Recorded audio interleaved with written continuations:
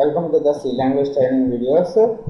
ఈ వీడియోలో given number is ఈవెనా కాదా అనేది చెక్ చేసే ప్రోగ్రామ్ని డెవలప్ చేద్దాం. జనరల్గా మనకి నెంబర్ సిస్టంలో ఈవెన్ నెంబర్ అని ఆడ్ నెంబర్ అని అంటాం కదా. ఈవెన్ నెంబర్స్ అంటే ఏమేమి ఉన్నాయి? 2, 4, 6, 8 ఏవైతే నెంబర్స్ డివిజిబుల్ బై 2 అవుతాయో వాటిని మనం ఈవెన్ నెంబర్స్ అంటాం. ఏవైతే నెంబర్స్ డివిజిబుల్ బై 2 అవ్వో, ఫర్ ఎగ్జాంపుల్ 5 ఉంది, 5/2 ఎంత వస్తుంది? 5/2 2, ఒకటి రిమైండర్ మిగిలిపోతుంది, అంటే డివిజిబుల్ బై 2 కాలేదు. అందుకని వీటిని ఆడ్ నెంబర్స్ అంటాం అనమాట. Even numbers, odd numbers. So మరి ఇలాంటి ప్రోగ్రామ్ ఏదైనా ఒక నెంబర్ని నేను ఇన్పుట్గా ఇచ్చినప్పుడు అది ఈవెనా ఆడా అనేది మనకి తెలియాలి అంటే మనకి మాడ్యులస్ ఆపరేటర్ ఉంది. అంటే మాడ్యులస్ అంటే పర్సంటేజ్. సో ఈ పర్సంటేజ్ సింబల్, పర్సంటేజ్ ఆపరేటర్ ఏం చేస్తుంది? ఏదైనా రిమైండర్ ఉంటే చూపిస్తూ ఉంటుంది. ఇప్పుడు ఫర్ ఎగ్జాంపుల్ ఇక్కడ 7 మాడ్యులస్ 2 అని ఇచ్చాను. ఏమొస్తుంది మనకి? రిమైండర్ 1 వస్తుంది. సో 1 వస్తుంది కాబట్టి ఈ 7 అనేది ఏంటిది? Odd number. Okay, so 6 modulus 2 అని ఇస్తున్నా. 6 మాడ్యులస్ 2. ఇప్పుడు మనకి ఆన్సర్ ఏమొస్తుంది? 0.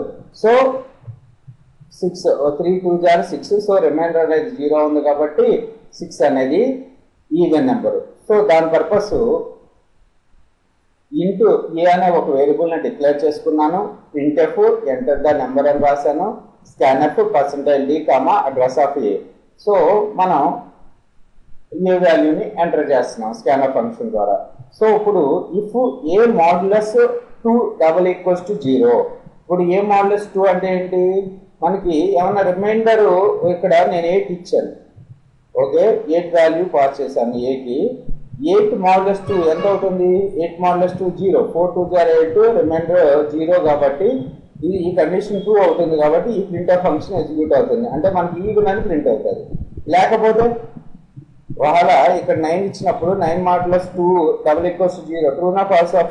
ఫాల్స్ కాబట్టి ఈ ఎల్స్ స్టేట్మెంట్ అనేది ఎగ్జిక్యూట్ అవుతుంది. ఒకసారి రన్ చేసి చూడండి. F9 enter a number. నేను ఇప్పుడు 7 ఎంటర్ చేస్తున్నాను. 7 is odd number. Okay, so ఇప్పుడు -99 ఎంటర్ చేశాను. 99 ఈజ్ ఆడ్ నెంబర్. 6ని ఎంటర్ చేశాను. 6 ఈజ్ ఈవెన్. ఓకే, ఈవెన్ అని ప్రింట్ అవుతుంది. సో ఈ విధంగా మనం simple if else statement use చేసుకుని గివెన్ నెంబర్ ఈవెనా ఆడా అనేది చెక్ చేసుకోవచ్చు. Thanks for listening.